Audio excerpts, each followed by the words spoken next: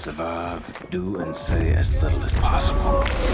Well, certainly the darling of the film festival circuit this fall has been a movie called 12 Years a Slave.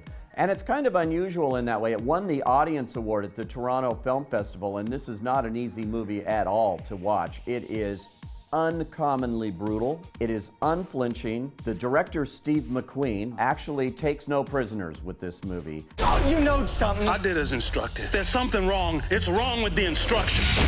I think his philosophy is more is not enough. So you will see beatings and you will see things, and it will be unrelenting. So those of you who have weak stomachs, I would caution you to stay away from this film. It may be too much to take. For the rest of us, though, it's a real education into slavery. Last year we had a movie called Django Unchained, which sort of turned the whole slave story into a comedy of sorts. Of course, Quentin Tarantino is a different director than Steve McQueen is. Well, this is wildly different. In fact, this is based on a true story.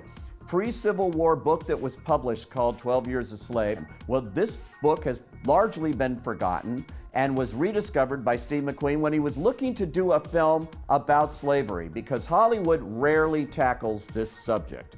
So he found this book, which he says was like finding the Diary of Anne Frank all of a sudden, a real revelation. And he's made a really powerful movie that is, like I said, hard to watch, but hard to ignore. And that servant that don't obey his Lord shall be beaten with many stripes. That's scripture. And one of the reasons it works so well is some extraordinary performances led by Chiwetel Ejiofor, who plays Solomon Northup, and he plays him with dignity and power.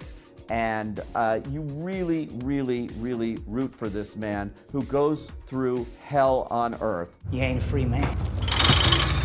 You're nothing but a Georgia runaway. But he's not the only fine actor in this. Michael Fassbender is truly vicious as a slave owner, owns the plantation, and his wife, Sarah Paulson, equally good too. She's also a horrible character, and they really don't chew the scenery. They give dimension to these evil people. Speak! Man does how he pleases with his property. You come here. I say come here! I thought they were exceptional, both of them.